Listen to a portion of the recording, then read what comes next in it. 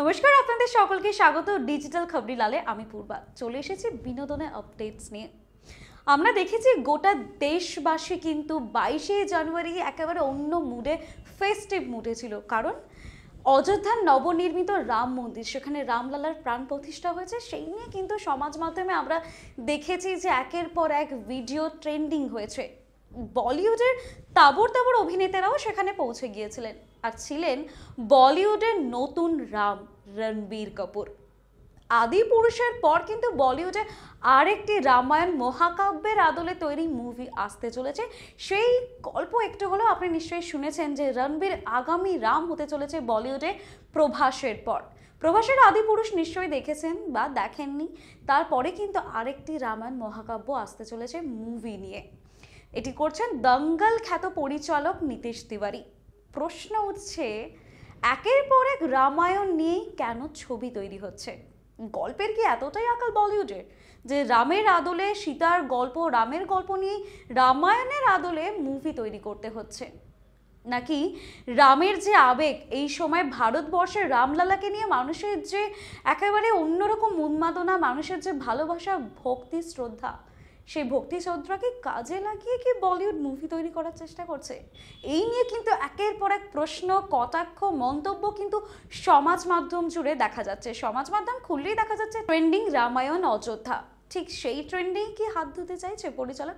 যদিও পরিচালক অনেক আগে থেকে ডিসাইড করে নিয়েছিলেন যে রামায়ণ মুভি তৈরি করবেন এবং রণবীর এবং আলিয়াকে নিয়ে, যেখানে রাম এবং সীতাকে দেখা যাবে রণবীর এবং আলিয়া রূপে। তবে সীতা কিন্তু আলিয়া হচ্ছেন না, সীতা হচ্ছেন দক্ষিণী অভিনেতা। তাহলে চলুন এই মুভি কারা কাস্টিংয়ে রয়েছে, এই মুভিতে কি কি হতে চলেছে বা মুভির কি এখন কোথায় জায়গায় দাঁড়িয়ে রয়েছে, কাস্টিং কোন পর্বে রয়েছে বা ইতিবৃত্তান্ত, সে বিষয়ে একটু গল্প করে নেওয়া যাক। গত ডিসেম্বরে মুক্তি পেয়েছে রণবীর কাপুরের অ্যানিমাল ছবি। সেই অ্যানিমাল ছবির সেলিব্রেশনের মাঝেই কিন্তু প্রচার হয়ে গিয়েছিল রণবীর কাপুরের আরেকটি ছবি আসতে চলেছে, রামায়ণ। সেই রামায়ণের পরিচালক হচ্ছেন দঙ্গল খ্যাত পরিচালক নীতিশ তিওয়ারি। তার এই রামায়ণ ছবি নিয়ে কিন্তু মানুষের উন্মাদনা একটু তুঙ্গেই রয়েছে, কারণ সবে সদ্য অযোধ্যার রাম মন্দির প্রতিষ্ঠা হয়েছে। আর এই ছবিতেই সীতার ভূমিকায় দেখা যাবে দক্ষিণী অভিনেত্রী রশ্মিকা মান্দানা। ছবির টিজার দেখে আলোচনা তো বিস্তর হচ্ছেই। রণবীরের ক্যারিয়ারের অন্যতম গুরুত্বপূর্ণ ছবি হিসেবেই রামায়ণকে ধরা হচ্ছে। রামের চরিত্রে রণবীরকে দেখা যাবে এবং সীতার চরিত্রে থাকছেন তো সাই পল্লবী। তবে এই সাই পল্লবী যেহেতু সীতার চরিত্র করছে, তার আগে কিন্তু পরিচালক আলিয়া ভট্টকে ভেবেছিলেন, তবে আলিয়া ভট্ট না করে দিয়েছেন এই ছবিতে সীতার ভূমিকায় কাজ করতে। রামায়ণ ছবি প্রি প্রোডাকশনের সময় প্রযোজকদের সঙ্গে বচসা হয়েছিল ছবির পরিচালক নীতিশ তিওয়ারির। সেই সময় ছবিটি বন্ধ হয়ে যাওয়ার কথাও শোনা গিয়েছে। পিছিয়ে আসতে চেয়েছিলেন রণবীর থেকে শুরু করে আরেক রাবণের চরিত্রে দেখা যাবে কেজিএফ খ্যাত অভিনেতা যশ, তিনিও। যশও কিন্তু ছেড়ে বেরিয়ে আসতে চেয়েছিলেন। সেই সময় আলিয়া ভট্টকে সীতার চরিত্রে যেহেতু ভেবেছিলেন পরিচালক নীতিশ, এই যে বচসা, তার মাঝেই কিন্তু আলিয়া ভট্ট ছবিতে না করে দেন অভিনয় করার জন্য। তারপরেই অফার চলে যায় সাই পল্লবীর কাছে। সূত্র মারফত ফেব্রুয়ারি মাসে এই পরিচালক নীতিশ তিওয়ারি রামায়ণ ছবির জন্য মার্কিং মুলুকে উড়ে যাচ্ছেন। রণবীরকে নিয়ে এবং গোটা টিম এই মুহূর্তে কিন্তু কাস্টিংয়ের জন্য ব্যস্ত। কোথায় কি হবে, কি লোকেশনে শ্যুট হবে, সব কিছু নিয়েই কিন্তু চূড়ান্ত ডিসিশন নেওয়া হচ্ছে। সেখানে ভিএফএক্স এর কাজ হবে মার্কিং মুলুকে, তাই রামকেও সেখানে নিয়ে যাওয়া হয়েছে সাজানোর জন্য। যেহেতু এই মুভিতে দেখা যাচ্ছে যে ভিএফএক্স এর একটি বিশাল বড় ভূমিকা রয়েছে। অন্যদিকে রণবীর যখন দূরে থাকবেন সুদূর আমেরিকায়, তখন রাবণকে দেখা যাবে কিন্তু শ্রীলঙ্কায়। আর এই মুভিতে রাবণের চরিত্র করছে দক্ষিণী নায়ক যশ। ছবির বেশিরভাগ অংশই শুটিং হবে শ্রীলঙ্কায়, তাই যশকে নিয়ে রাবণের দেশে রওনা দিয়েছেন রামায়ণের টিম। আদিপুরুষ মুভির পরও আবারও একটি রামায়ণের ছবি করতে চলেছেন নীতিশ তিওয়ারি। তার আগে আমরা দেখেছি ওম রাউত কিন্তু আদিপুরুষ করেছেন এবং সেই আদিপুরুষ নিয়ে বিতর্কের কিন্তু শেষ ছিল না। হনুমানের সংলাপ থেকে শুরু করে রামের গোফ, সীতার সাজ বা রামায়ণের পোশাক, সবেতেই কিন্তু বিতর্ক লেগেছিল। তারপরে মনে রীতিমতো সাহস জুগিয়ে কিন্তু বড় পর্দায় আরেকটি অন্য রামায়ণ আনতে চলেছেন এই দঙ্গল খ্যাত পরিচালক নীতিশ তিওয়ারি। এটিও শোনা যাচ্ছে ছবিতে রামের চরিত্রে অভিনয় করবেন বলে রণবীর কিন্তু ইতিমধ্যে অনেক কিছু ত্যাগ করেছে। প্রশ্ন করছেন কি আবার ত্যাগ করবে?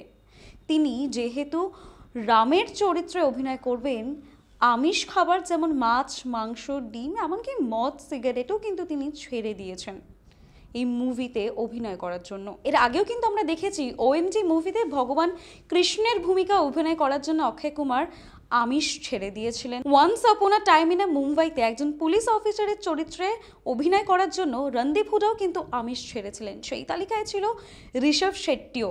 কান্তারা মুভিতে কিন্তু দেব কোলা সিকোয়েন্সের শুটিংয়ের জন্য অভিনেতা ঋষভ শেট্টি তিনিও কিন্তু মাছ মাংস খাওয়া ছেড়ে দিয়েছিলেন।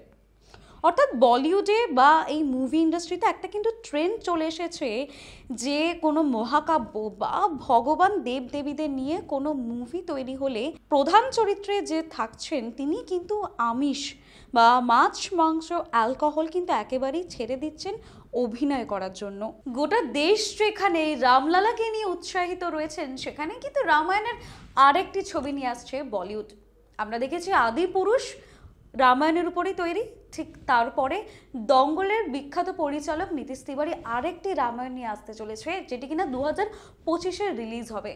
প্রশ্ন যে এই রামায়ণটি কতটা সাফল্য পেতে চলেছে, কারণ আদি পুরুষের রামায়ণ দেখেছি, এবার এই রামায়ণটাও আমরা দেখতে চলেছি।